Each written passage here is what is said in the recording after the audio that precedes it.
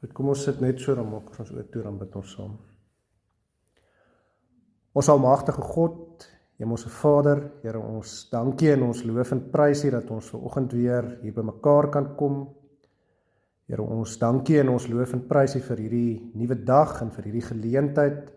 Here, ook hier waar ons opnuut weer kan hoor en ook kan sien in die geestesoog hoe U in absolute beheer is van alles wat deur die geskiedenis gebeur het en dat ons ook kan weet dat U hand ook oor elkeen van ons is, dat U ons ook vanmôre hier saamgebring het om meer en meer uiteindelik aan U gelyk te word, om ook hier te hoor en te leer wat U wil vir ons lewe is en dat ons geloof ook hier versterk sal word deur die Heilige Gees. En Here, daarvoor vra ons ook in U groot en heilige naam. Here, ons besef, ons is swak, nietig en sondig, maar U is die Alfa en die Omega, die begin en die einde, die eerste en die laaste, die een wat is en wat was en wat kom, die Almagtige. En Here, daarom vra ons ook vanmôre dat U vir ons sal seën, dat U ons ore sal oopmaak en ons gedagtes skoon en helder sal maak, en dat U ook vir ons die vermoë deur die Heilige Gees sal gee om werklik te hoor wat U vir ons wil sê. En daarom vra ons, Here, spreek nou tot ons, want ons die kinders wil graag luister. En ons vra dit alles as dit U wil is, in U groot en heilige naam, in die naam van Jesus Christus. Amen. Goed, so ons is besig nog met ons reeks oor die berge, natuurlik, en ons het nou in die vorige Sondag het ons gekyk na Jesaja en die profete, en ons gaan nou vanmôre spring na die Nuwe Testament toe. Ek dink in 'n sekere sin, dit is maar soos wat die Here goeders bepaal en soos wat die goeders gebeur. Ek dink is baie gepas. Ek het dit nie so beplan nie, maar ek dink is baie gepas dat ons juis nou met die Ou Testament klaarmaak en vanmôre die Sondag nadat dit die vorige Sondag, Pinkstersondag was, in die Nuwe Testament begin. En dit is net hoe hierdie reeks uiteindelik nou uitgewerk het, soos wat die Here dit wil hê. Maar net so vir 'n oomblik om daar uit te kom, wil ek vir ons eers die geskiedenis net so 'n bietjie volmaak, want ek seker almal het dit nou al agtergekom, ek is nie net besig met die berge nie, of met hierdie reeks van die berge nie, maar ek is van die begin af nog heeltyd besig om die groter geskiedkundige prentjie, kronologies is nou die groot woord, ook vir ons vol te maak, van hoe die Ou Testament verloop. So kom ons doen dit ook net vanmôre, voor ons by die Nuwe Testament nou inspring met hierdie tema van die berg. So as ek net weer vir 'n oomblik kan teruggaan, so ons was in Jesaja, ons was by die profete gewees, met ander woorde, en ons weet dat, soos wat die profeet Jesaja en die ander profete ook waarsku, die volk is nou in die beloofde land, die tempel is gebou daar op Sionsberg, en die volk loop nou die hele tyd agter ander gode aan. Hulle vertrou nie op God nie, dis eintlik in 'n sekere sin waaroor dit gaan. Hulle bly in die sonde weerval, hulle bly sonde doen. En dan kom die profete almal op die toneel, maak nou nie saak of dit Jesaja of Jeremia of wie dit ook al is nie.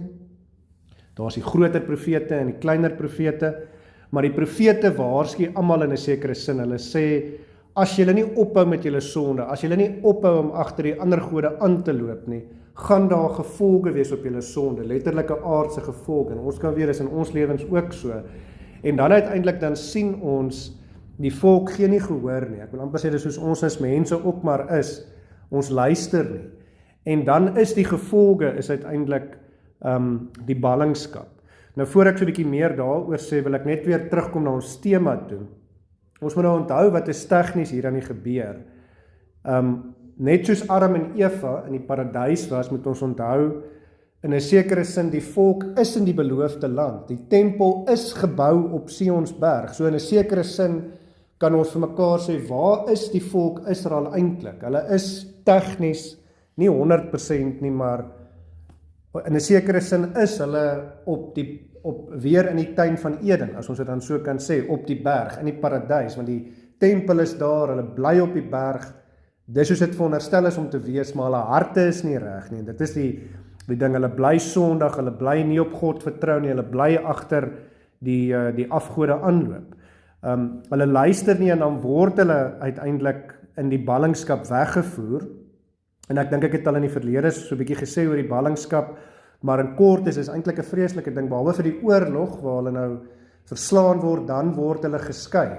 Die pa word na een land toe gevat en die ma word na 'n ander land toe gevat en die kinders word na ander lande toe of na gebiede of provinsies of hoe dit ook al is versprei, sodat die hele doel van die ballingskap is om 'n volk heeltemal te verwoes, om sy kultuur, sy taal, alles uit te wis, want nou as jy in 'n vreemde land, nou moet jy hulle taal praat, die pa is daar alleen of die ma is aan die ander kant alleen, so die hoop van hierdie mense is, nou trou hulle met nuwe mans en vroue en daar's nuwe kinders wat gebore word en so verwoes jy die hele volk en dit is eintlik die ding gewees en hulle het ook tydens die ballingskap natuurlik van hulle volke se mense dan weer ingevoer na hierdie plekke wat hulle verower het.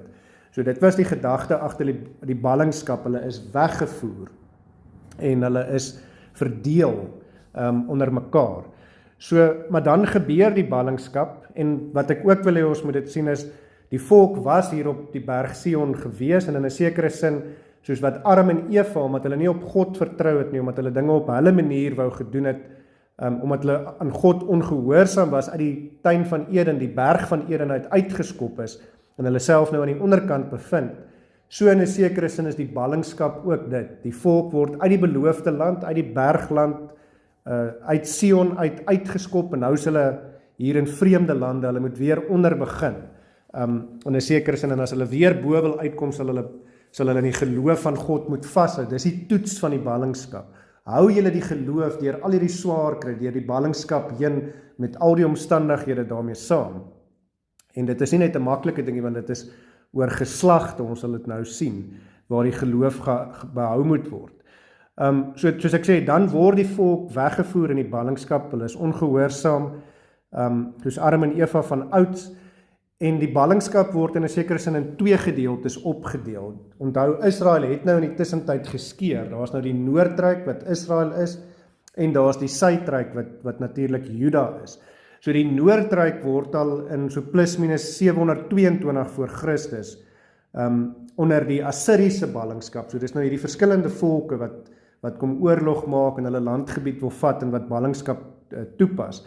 So in 722 voor Christus al onder die Assiriese ballingskap kom neem die Assiriërs Samaria, wat nou die hoofstad geword het van die Noordryk van Israel, kom neem hulle in, hulle verower hom en dan word die stamme weggevoer in ballingskap en hulle word versprei oor die Assiriese gebied. En dan die groter, ek wil amper sê, nie dat dit groter of kleiner is nie, maar die ene wat meer van belang is dan van daai tyd af omtrent nog 200 jaar, en daar is nou baie dinge wat in die tussentyd gebeur, van die Noordrykse mense vlug nou na die Suidryk toe, en daar's allerhande goeders wat in die wêreldgeskiedenis gebeur, wat in die politiek gebeur, al hierdie tipe van goeders, maar vir omtrent nog 200 jaar, so plus minus, hou die Suidryk, wil ek amper sê, nog stand, of dit in 'n goeie of 'n slegte manier is, maar hy bestaan aan.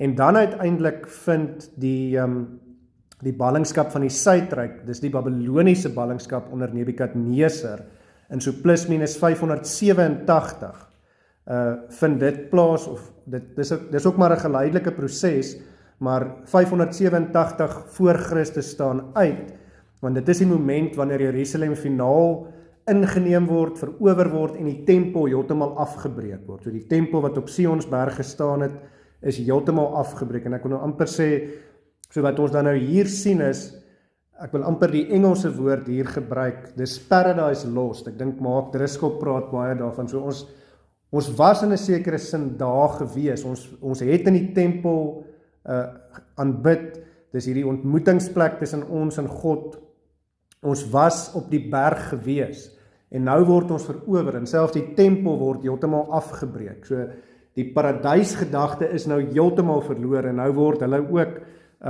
in ballingskap weggevoer. En wat dan uiteindelik gebeur is, gelukkig wil ek amper sê, is dat dit wat die profete gesê het gaan gebeur, maar die profete profeteer nie net dat daar verlorendheid sal wees nie, en dat die volk die gevolge van hulle sonde gaan moet dra nie, maar hulle sê ook, dat daar sal 'n oorblyfsel wees. Dis hierdie gedagte wat daar ook nog heeltyd was in hierdie reeks van die berg. Daar sal 'n oorblyfsel wees, en deur God se genade sal daar ook herstel wees. En dit is die genade van God. Dit is die mooi van die verhaal. En is hierdie hoop dat die profete het vooraf geprofeteer, as julle nie julle sonde staak nie, gaan julle in ballingskap weggevoer word. Toe gebeur dit soos die profete geprofeteer het. Maar nou ook die hoop, die profete het saam met dit ook herstel geprofeteer.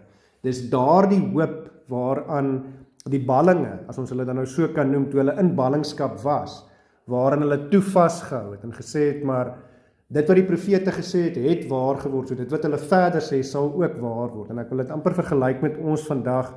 Ons het nog die verdere geskiedenis. Die Bybel het vir ons geleer, Jesus sal kom en hy het gekom. En nou sê hy sal weer kom met die wederkoms, en dis ook daai hoop waaraan ons uiteindelik vashou. God se woord is die waarheid. Maar dan gebeur dit uiteindelik, en dan ook soos wat die profete gesê het, kom daar weer 'n tyd van herstel, en uiteindelik gebeur dit wanneer die Persiese ryk op die toneel kom, en dan verslaan hulle die Babiloniërs, en dan onder hulle, kom daar uiteindelik herstel. Kom ek lees vir ons eers net so 'n paar gedeeltes uit Jesaja uit weer. Dit word vir ons in 2 Kronieke ook gesê, maar ek het hier 3 verse uit Jesaja uit wat ek vir ons wil uitlig. Onthou, dit gebeur nou voordat die ballingskap in die goeders plaasvind. So hier's die herstel wat Jesaja aankondig. Jesaja sê in Jesaja 44 vers 28, dis die laaste vers van daai hoofstuk, sê hy, wat van Kores sê, hy praat hier van God, hy sê, God het vir my gesê, ek moet vir julle sê, dis God wat van Kores sê, Kores is hierdie Persiese koning, hy is my herder, en hy sal alles volbring wat my behaag, deurdat hy van Jerusalem sê, dit moet gebou word, en die tempel moet gegrond word. So op daai stadium kan ons onsself indink, hulle het geen idee wat hy sê nie, want hulle is dan in Jerusalem, die tempel is klaar gebou, en nou kom Jesaja met hierdie profesie, en hy sê, hier is hierdie ou, is 'n koning met die naam van Kores. Dis die herstel waarvan hy praat, en dan, onthou ek het nou net gesê, Jesaja 44 vers 28 is die laaste vers van die hoofstuk, en dan die eerste vers van die volgende hoofstuk, Jesaja 45 vers 1 sê, Jesaja nog steeds, so sê die Here aan sy geliefde, aan Kores, wie se regterhand ek gevat het, om nasies voor hom neer te werp, terwyl ek die lendene van konings losgord, om voor hom deure oop te maak, en poorte sal nie gesluit bly nie. En dan later in die hoofstuk, in vers 13, dan sê Jesaja ook, dis God wat as te ware hier praat, ek het hom verwek in geregtigheid, en al sy wees sal ek gelyk maak. Hy sal my stad bou en my ballinge loslaat, sonder koopprys en sonder geskenk, sê die Here van die leerskare.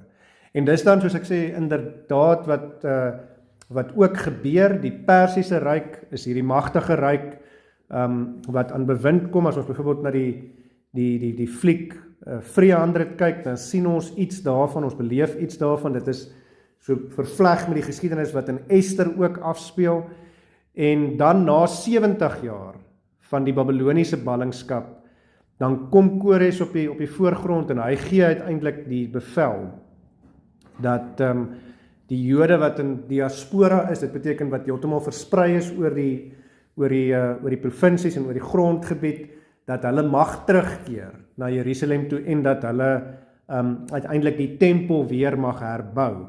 En dan begin uiteindelik die terugkeer, en dit is die geskiedenisboeke van veral Esra en Nehemia, wat vir ons vertel word, hoe hulle terugkeer, en hoe die stad en die tempel en alles weer gebou word. So in Esra 1 verse 1 tot 4, kry ons die inleiding daarvan. Kom ek lees dit ook vir ons. En in die eerste jaar van Kores, die koning van Persië, het die Here, sodat die woord van die Here uit die mond van Jeremia vervul sou word. So Jeremia het ook van hierdie herstel gepraat, hy het nou net nie noodwendig Kores se naam genoem nie, maar het die woord van die Here, sodat die woord van die Here uit die mond van Jeremia vervul kon word, die gees van Kores, die koning van Persië, opgewek, dat hy 'n oproep deur sy hele koninkryk laat gaan het, selfs ook skriftelik, om te sê, so sê Kores, die koning van Persië, al die koninkryke van die aarde het die Here, die God van die hemel, aan my gegee, en hy het my opgedra om vir hom 'n huis te bou in Jerusalem, wat in Juda is. Enige een onder julle, hy skryf vir die Jode, wat aan sy volk behoort, mag sy God met hom wees, en laat hom optrek na Jerusalem, wat in Juda is, en die huis van die Here, die God van Israel, bou. Hy is God wat in Jerusalem is, en enige een wat oorgebly het, in enige plek waar hy as vreemdeling vertoef, dis nou die ballingskap, hom moet die manne van sy woonplek ondersteun, met silwer en goud en met goed en vee, en met die vrywillige gawes vir die huis van God wat in Jerusalem is. So hy gee nie net toestemming dat hulle kan terugkeer nie, maar hy sê ook, daar moet vir hulle hulp wees, sodat hulle daar kan uitkom, en die tempel weer uiteindelik kan bou. En dan weet ons, hierdie ryk van Kores, gee in so plus minus 538 voor Christus hierdie bevel, en dan word alles in gereedheid gebring, so alles gebeur nie ook net so nie, en dan in so plus minus 420, so daar is omtrent 20 jaar, so 18 jaar wat verloop, dan is daar hierdie vla, wil ek amper sê, van die Jode wat terugkeer na Jerusalem toe. Ek wil amper sê, mens kan dit weer sien as 'n tipe Exodus, soos wat die volk deur die woestyn getrek het, nou trek hulle weer, uiteindelik van waar hulle ook al is, in georganiseerde groepe, terug na Jerusalem toe, en daar's geskille daaroor, kom ek sê so, maar die lank en die kort is, daar so plus minus 2 of 3 groot vlae. Die eerste is onder Serubabel en Jesua, die hoëpriester, en dan is dit die tweede en die derde is saam met Esra en Nehemia uiteindelik, en dan word die fondament van die tempel weer gegooi, die stad word herbou, en die tempel word uiteindelik weer gebou, en dan is dit in 'n sekere sin die voltooiing van die geskiedenis van die Ou Testament wat ons kry, maar dan is daar daai tyd, en ek wil so vinnig daaroor ook praat, tussen die Ou en die Nuwe Testament, daar so plus minus 400 jaar wat verloop, en dit staan bekend as die stiltyd, of die tyd waarin God nie gepraat het nie, omdat daar in hierdie 400 jaar, wil ek amper sê, geen profetiese woord was nie, daar was nie profete vir wie God gesê het, nou moet julle sê, dit is wat gebeur, of dit is wat gaan gebeur, of God het nie noodwendig met iemand spesifiek gepraat, of iemand spesifiek gelei nie, maar is hierdie 400 jaar van stilte, wat plaasvind, maar wat wel belangrik is, in hierdie, soos wat dit ook genoem word, die intertestamentêre tydperk, alhoewel God se woord stil is God absoluut aan die werk in die wêreldgeskiedenis.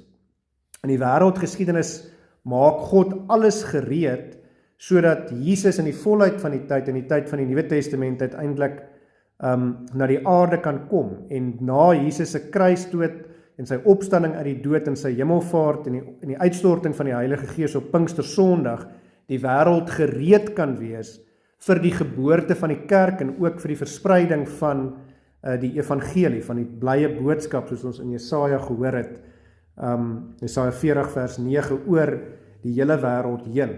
So, net so kortliks wat in hierdie 400 jaar gebeur, onthou 400 jaar is 'n lang tyd, ons leef nie baie lank nie, so dit is 'n klomp geslagte, maar in hierdie 400 jaar is een van die groot goed wat gebeur is, Alexander die Grote, hy is natuurlik 'n Griek, hy verskyn op die toneel, en hy verower die bekende wêreld, wil ek maar amper sê, so hy verslaan weer die Persiese ryk, en wat belangrik is, wat Alexander so bietjie anders te doen as van die ander, is dat hy vestig 'n wêreldtaal, so in 'n sekere sin, ja, daar was verskillende tale, en miskien kan mens gesê het, Aramees was 'n taal, maar dit was nie noodwendig 'n prominente taal nie, maar dis die taal van die Ou Testament, die Grieks, die Hebreëus, dis 'n vertakking van Aramees, maar wat Alexander doen, is hy kom vestig Grieks as die wêreldtaal, of die lingua franca, soos wat dit ook gesê word, en uiteindelik is dit die taal,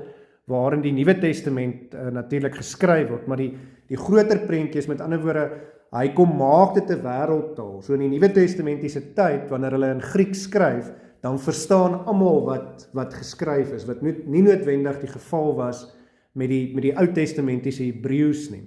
Want is net die Hebreërs of die Jode wat dit gepraat het. So dit is die verskil. Nou kan die hele wêreld dit hoor. So ons sien ook daai verskil. Dit is Israel Ou Testament gewees. Hulle moes die voorbeeld vir die volke wees, maar nou word die pad gereed gemaak, ook deur die geskiedenis en deur God se hand vir die hele wêreld, vir elkeen wat in hom glo, Johannes 3 vers 16, om die blye boodskap van die evangelie uiteindelik te hoor. En dis nie net dit nie, daar's natuurlik ook ander goeders wat gebeur, die tegnologie wil ek amper sê wat ontwikkel met die skeepvaartreise en met al hierdie tipe van goeders, alles in die wêreldgeskiedenis, die groot goeders, nuwe koninkryke wat kom en val, maar ook die klein goedjies, soos wat daar nuwe ontwikkelinge in goeders is, alles maak die wêreld gereed om vir Jesus te ontmoet en vir die evangelie om uiteindelik versprei te word. Maar dan in so plus minus 146 voor Christus, dan kom die Romeinse ryk, dis die ryk wat ons kry in die Nuwe Testament, die wêreldheersers van die dag, dan kom hulle op die toneel en hulle verslaan weer die Griekse ryk, en dan uiteindelik weet ons, dan word in die begin van die Nuwe Testament, dan is hierdie tussentestamentêre tydperk verby, dan kom die tyd van die Nuwe Testament. En die Nuwe Testament begin in 'n sekere sin met Johannes die Doper, hy word gebore, hy sê ek is die een wat die pad voorberei vir die Messias wat die profete beloof het, en dan word Jesus natuurlik gebore in die Nuwe Testament in die volheid van die tyd. So wat ek wil hê ons moet ook raak sien is God, Jesus is God, hy is die woord van God, hy is die seun van God, hy is op die kosmiese berg in 'n sekere sin in die hemel, maar hy kom na die aarde toe en hy kom word mens, hy begin ook onder, uit sy eie keuse uit, nie omdat hy soos die volk van ouds en soos Adam en Eva voor hulle en almal voor dit, wil ek amper sê uitgeskop is of afgeskop is van die berg nie, maar uit sy eie keuse uit, kom hy af na ons toe, as gevolg van ons sonde. Hoekom? Om vir ons te kom wys, in 'n sekere sin, hoe om die berg weer te klim tot bo. Dis presies wat hy tydens sy lewe op aarde kom doen. En dan ek het gepraat van Johannes die Doper, die Nuwe Testament begin met hom.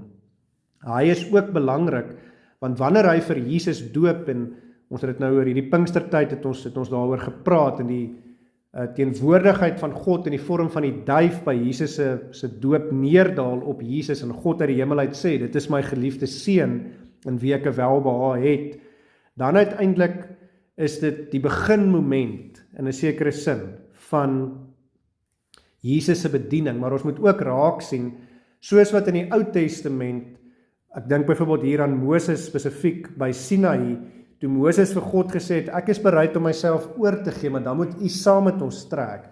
Toe het God se teenwoordigheid van die berg afgekom, en in die tabernakel ingegaan, en dit was die wolkkolom en die vuurkolom, wat voor die volk uitgetrek het. God was by hulle.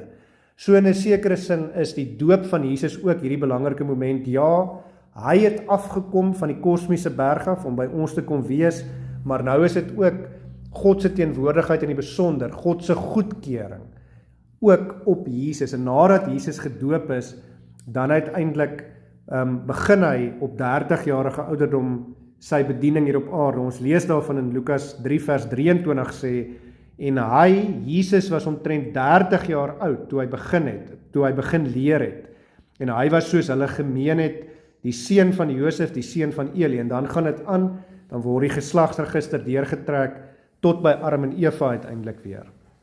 Maar wat hier belangrik is dan, is nou is ons in die Nuwe Testament, en nou gaan ons kyk na die berge hier in die tyd van die Nuwe Testament, en daar is verskriklik baie, so ons gaan nie op almal fokus nie, maar in Matteus word daar spesifiek verwys na 7 berge, waarop Jesus homself bevind, of kom ons sê so, die fokus in die boek van Matteus word op hierdie 7 berge uiteindelik gefokus. Die fokus is op hierdie 7 berge in die boek Matteus, en dit is waarna ons van vandag af en verder dan nou gaan kyk.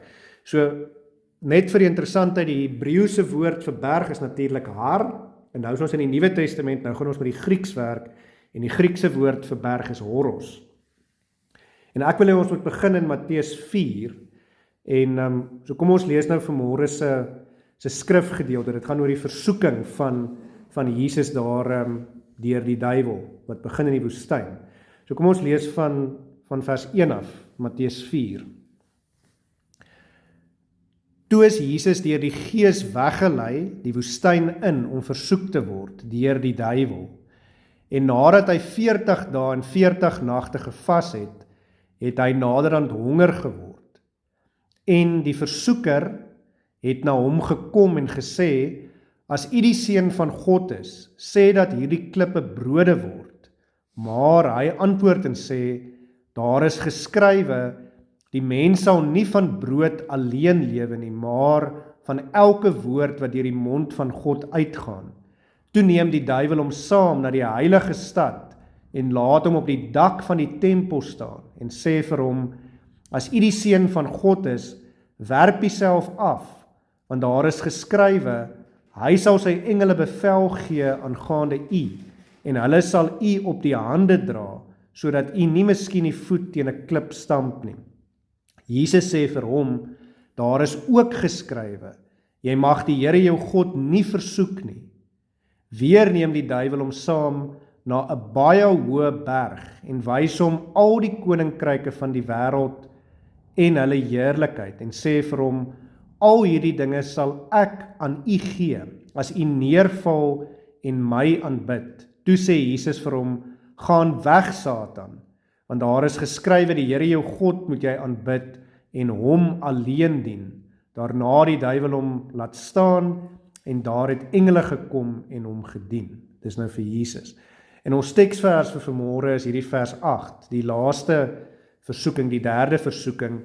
Weer neem die duiwel hom saam na 'n baie hoë berg en wys hom al die koninkryke van die wêreld en hulle heerlikheid. Nou, ons kan maar net hier aanneem dat hierdie baie hoë berg wat oor die hele wêreld kan uitkyk, is weer die kosmiese berg.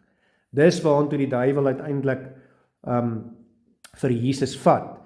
So, wat ek wil hê ons moet vanmôre verstaan is eerstens, so dis hierdie toets wat voor Jesus gelê word. Dis of nie net hierdie toets nie, maar dis die 3 toetse. So die versoeking waar die versoeker waarvan ons hier lees in vers 3 is die duiwel. Hy is die ene wat hier die toetswerk doen, wil ek amper sê. En dan is dit hierdie reeks van 3 toetse en die laaste daarvan vind hier weer eens op die berg plaas. Nou kom ons kyk net so kortliks wat gebeur hier in Matteus 4. So as ons eers weer net moet begin by die begin, kom ons sê vir 'n oomblik weer vir mekaar dat weer sien ons hier is in 'n sekere sin 'n tuin van Eden toneel wat besig is om af te speel. Adam en Eva was in die tuin van Eden en onthou die belangrike is dit was op die berg gewees. Hulle is getoets gewees op die berg. Hulle was ook versoek deur die duiwel net soos Jesus hier versoek is. Maar die verskil is, hy weerstaan die toets en hulle het nie. En nou, soos ek sê, word Jesus ook hier getoets deur die duiwel en ons het gesien, en dit is belangrik dat hierdie hele tema wat ons nou al deur die Ou Testament deurgewerk het van die berg, het ons gesien, dit is baie kere, of meeste van die kere, is die berg verbind met die toets wat voor die mense geplaas word. En uiteindelik sien ons dan ook Oud-testamenties dat dit is die wat bereid is om hulle self oor te gee, die wat bereid is om op God te vertrou. Hulle is uiteindelik die wat die toets slaag, al is dit dan net vir oomblikke. So dis die geloof wat getoets word, en dis wat ons nie hier moet mis nie, wanneer die duiwel hier in uiterste omstandighede, nadat Jesus al reeds vir 40 dae nie geëet het, of enige iets nie, gevas het vir 40 dae, nou kom die duiwel in die moeilikste omstandighede, en dis baie keer wat in ons lewens ook gebeur. Dis nie in die tye wanneer dit met ons goed gaan, wanneer die dinge lekker gaan nie, dit is wanneer dit op die swaarste en op die moeilikste is. Dis wanneer die duiwel ons kom toets. Dis wanneer ons geloof getoets word, en dit gaan hier uit en uit ook in 'n sekere sin oor Jesus se geloof wat getoets word. Ons moet dit nie mis nie. En dit word getoets hier op die berg in die laaste van die 3 toetse. So die eerste toets, kom ons begin daar, en dit gaan oor kos. En as ons aan kos dink, en ons dink aan Adam en Eva, dan dink ons onmiddellik Hulle het dit ook gegaan oor kos. Die slang het vir hulle gesê, die duiwel het vir hulle gesê, daar in die paradys op die berg, gaan pluk hierdie vrug van die kennis van goed en kwaad, gaan doen dit op julle manier, op julle tyd, op julle voorwaardes. Die verskil is egter hier, Jesus se toets, wil ek amper sê, is 1 miljoen keer erger as Adam en Eva se toets, want wat was die geval by Adam en Eva? Dit het nie werklik gegaan oor honger nie, of alhoewel hulle het nie dit besef in daai stadium, dat dit gaan oor werklike geestelike honger en geloof nie. Hulle het die boom van die kennis van goed en kwaad gehad in die middel, rondom dit, hulle was in die paradys gewees, was dit bome, dit was die riviere, dit was groen gewees, daar's oorgenoeg kos gewees, al die vrugtebome om van te eet, soos God vir hulle gesê het. Jesus aan die ander kant word getoets in die uiterste omstandighede in die woestyn, wat die teenoorgestelde van die paradys is. So dit is nie groen vrugtebome bo op die berg, wonderlik nie. Dis in die droë, dorre woestyn. Dit is, wil ek amper sê, waar hulle bo op die berg was, word Jesus getoets aan die onderkant van die berg, in die woestyn, op die teenoorgestelde plek van die woestyn, en hier is dit weer kos, net soos wat dit gegaan het oor die vrug daar, hier gaan dit weer oor kos, jy is honger, dis wat die duiwel uiteindelik vir hom sê. En dan sien ons uiteindelik, wat eintlik hier, net soos wat die duiwel gedoen het by Adam en Eva, sê hy ook eintlik vir Jesus, maar neem die reg in jou eie hande. Dis nie nodig om vir God te wag, om aan God gehoorsaam te wees nie.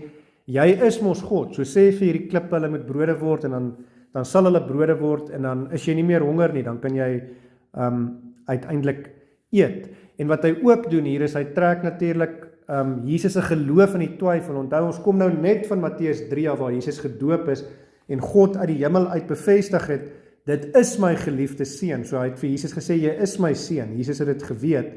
Maar wat sê die duiwel deur vir hom te sê, as jy die seun van God is, so bewys nou jouself, is jy regtig die seun van God? So hy trek hier die geloof in twyfel. En Jesus weerstaan natuurlik die toets. Hier uiteindelik, hy antwoord uiteindelik die duiwel, en hy antwoord hom uit Deuteronomium 8 vers 3 uit, en hy sê vir hom, maar die mens sal nie alleen van brood lewe nie, maar ook van elke woord wat uit die mond van die Here uitkom. So met ander woorde, hy is gehoorsaam aan God, hy weerstaan die toets, en hy gee homself oor aan God, hy vertrou op God in die geloof, en dit is uiteindelik die belangrike ding hier. So die duiwel sê ook vir hom, net soos vir Adam en Eva, dis nie nodig om vir God te wag en vir God se tyd te wag nie. Vat self die vrug, sodat jy daai kennis kan kry, want dit het ons oor gepraat by Adam en Eva. Dis nie nodig om aan God gehoorsaam te wees nie, maar Jesus is wel, soos ek sê, aan God gehoorsaam. En as ons wil weet wat goed en kwaad is, dit is uiteindelik die belangrike ding, kan ons by God gaan hoor. Dit is wat Jesus eintlik ook hier vir die duiwel sê, wanneer hy hom antwoord uit Deuteronomium 8 vers 3 uit. En alhoewel dit nog nie die geval was by Adam en Eva nie, moet ons eintlik sê, dit is hoe Adam en Eva se antwoord behoort te gewees het. Toe die duiwel vir hulle gesê het, hardloop na die boom toe, neem reg in eie hande, gaan pluk die vrug van die kennis van goed en kwaad, moes hulle gesê, dis nie nodig dat ons dit doen nie, want dit is God wat ons sal leer. Uit God se woord sal ons leer wat is goed en kwaad, maar hulle het nie, hulle het reg in eie hande geneem, en dis eintlik wat Jesus hier vir die duiwel sê, hy sê, dis nie nodig dat ek reg in eie hande neem, en vir hierdie klippe sê om brode te word nie, maar is God se woord wat vir my uiteindelik reg sal verskaf, en wat vir my sal leer wat reg en verkeerd is. So dis die eerste toets, en Jesus slaag hom, en dan kom ons by die tweede toets, daarvan vers 5 af, dan vat die Satan vir Jesus weg, na die stad en na die tempel se dak toe, met ander woorde, weer eens, waar is Jesus?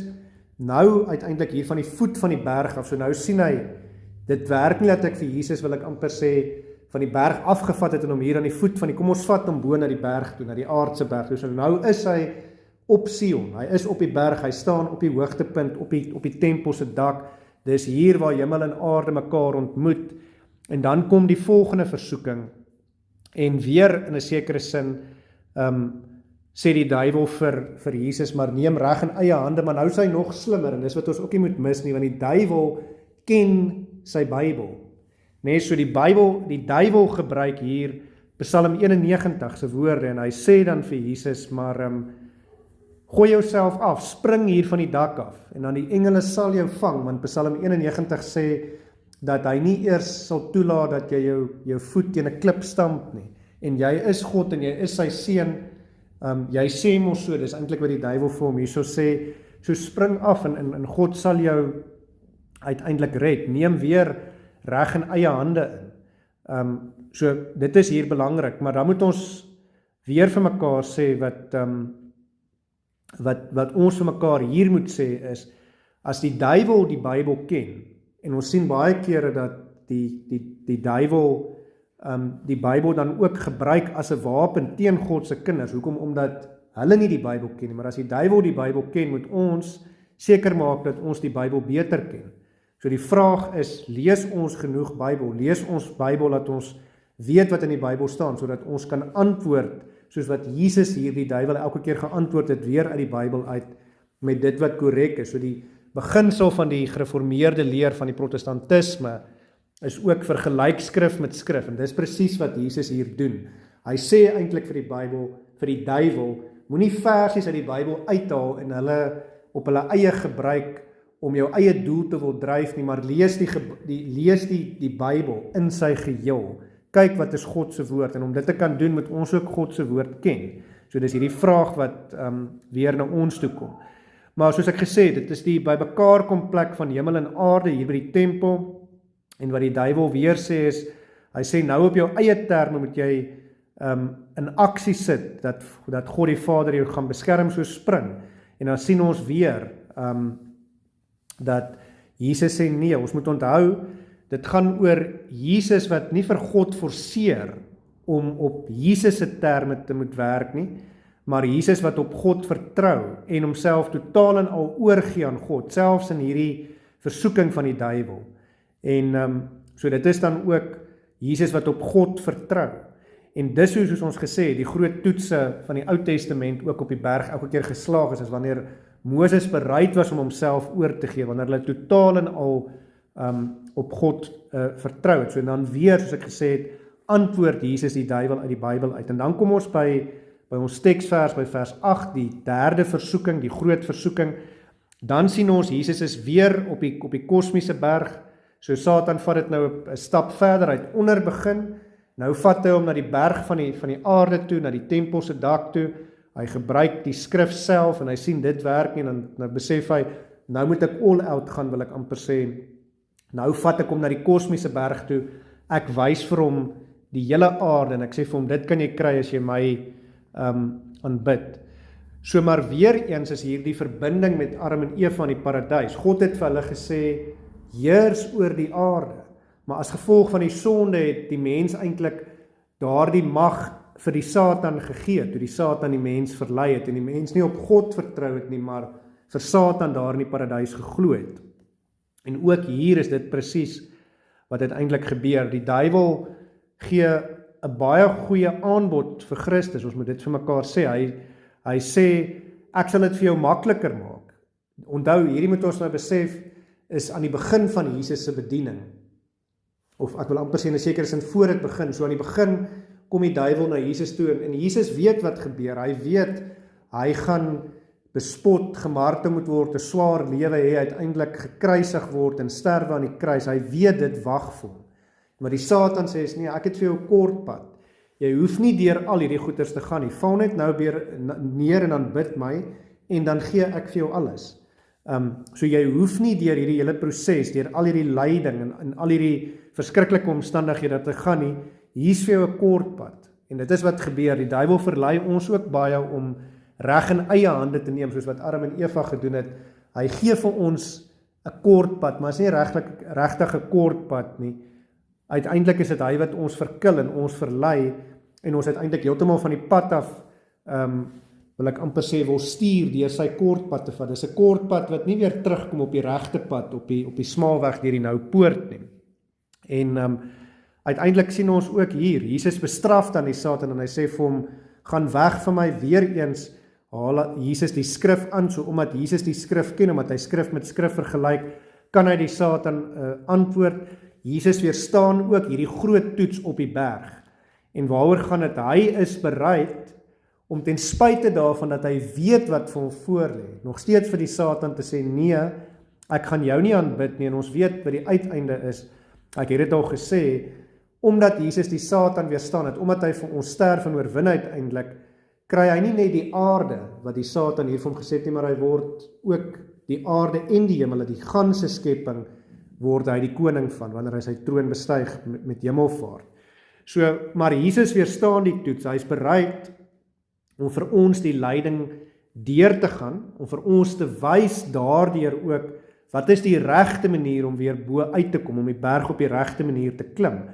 En hy is bereid om homself totaal en al en ten volle aan God oor te gee en op God te vertrou. So hy wys vir ons in 'n sekere sin wat geloof is, wanneer die rykdomme, die koninkryke, die dinge van die wêreld vir ons aangebied word deur die duiwel. Dan sê hy nee, ek vertrou op God in die geloof.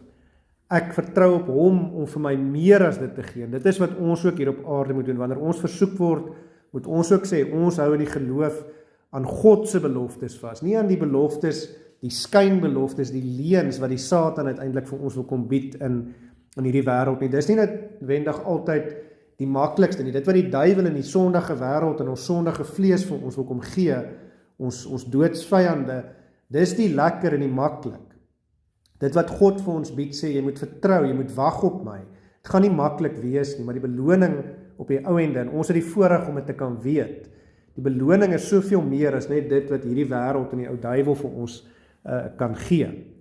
En dan uiteindelik wil ek spring van hier af vir hierdie doel, is Jesus weerstaan die Satan hier, by die derde versoeking hier aan die begin van sy bediening, dan wys hy vir ons in 'n sekere sin deur sy bediening heen, deur sy lewe hier op aarde, en vandat hy begin preek het en mense genees het en die wonderwerke gedoen het en alles en begin leer het, dan wys hy ook vir ons wat is die voorbeeld, hoe ons die berg behoort te klim, wat ons gesindheid moet wees, hoe ons houding moet wees wanneer ons onsself aan God oorgee en totaal en al in die geloof op God vertrou.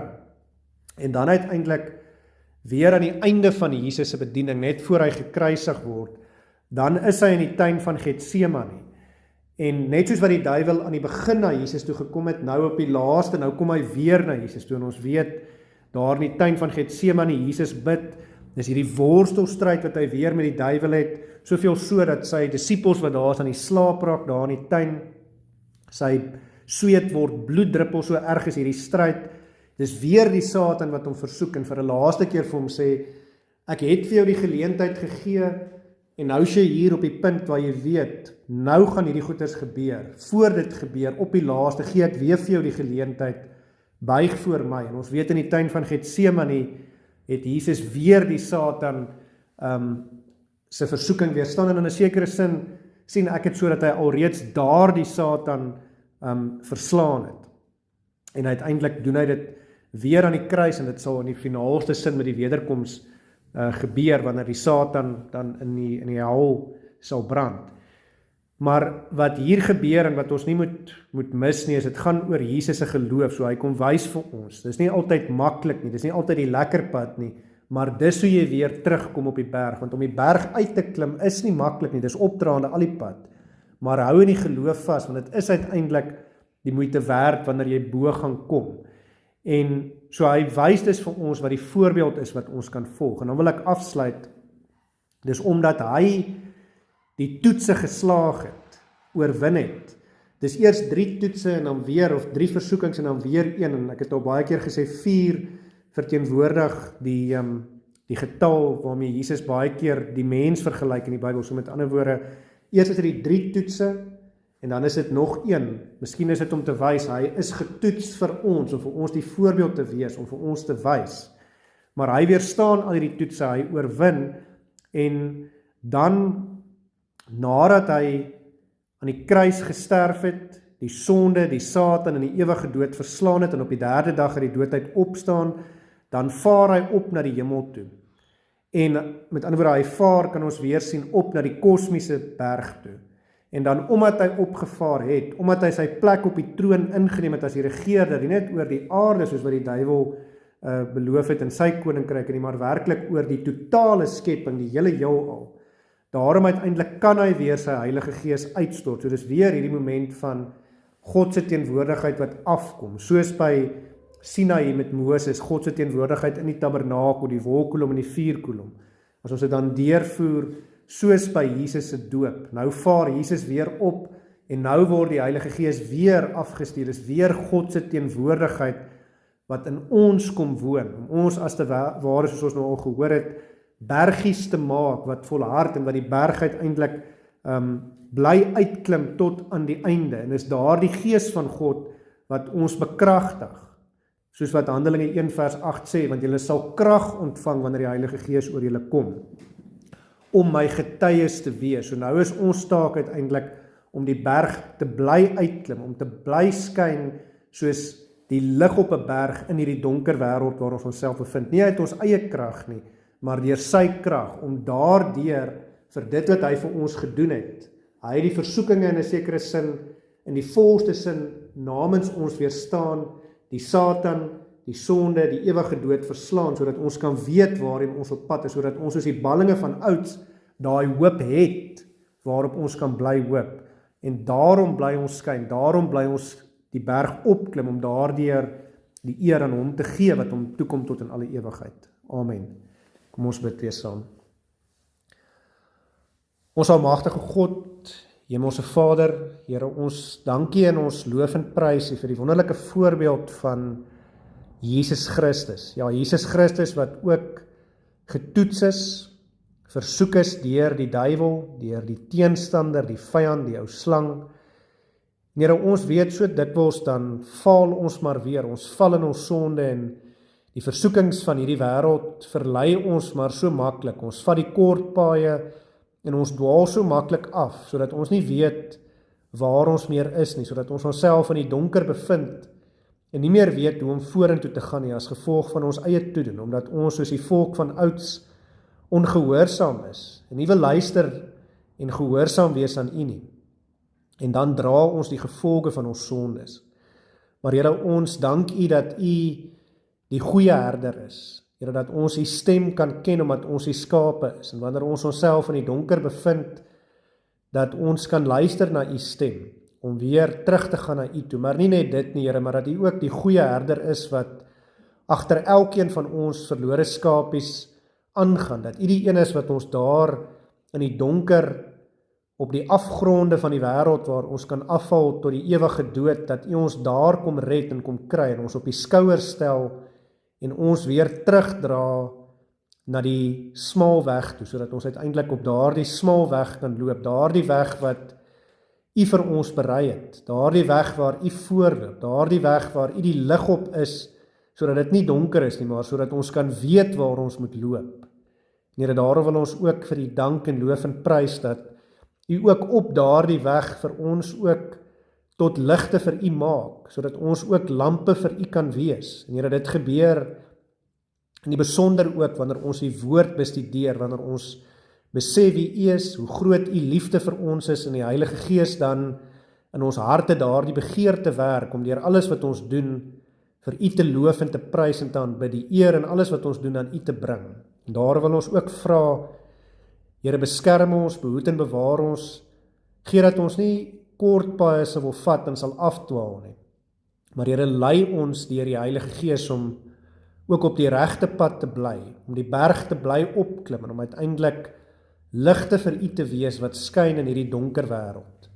Here, gaan met ons deur hierdie week wat voorlê, wees saam met elkeen wat siek is, elkeen wat beserings het, bring vir ons genesing, maak vir ons gesond, vertroos vir elkeen wat hartseer is. En Here, gebruik ons in hierdie week opnuut weer om ligte te wees vir U, wat U blye woord, die evangelie, uiteindelik ook van die berg af aan die ganse wêreld verkondig, nie deur ons eie krag nie, maar deur die krag van U Heilige Gees wat in ons woon. Maak ons elke dag meer en meer aan U gelyk, dat ons ook as te ware berge sal wees, wat die kosmiese berg opklim tot bo, en dat ons sal volhard, totdat ons uiteindelik die toppunt bereik. Here, al hierdie dinge vra ons en bid ons nie omdat ons dit verdien nie, maar alleen as dit U wil is, in U groot en heilige naam, in die naam van Jesus Christus. Amen.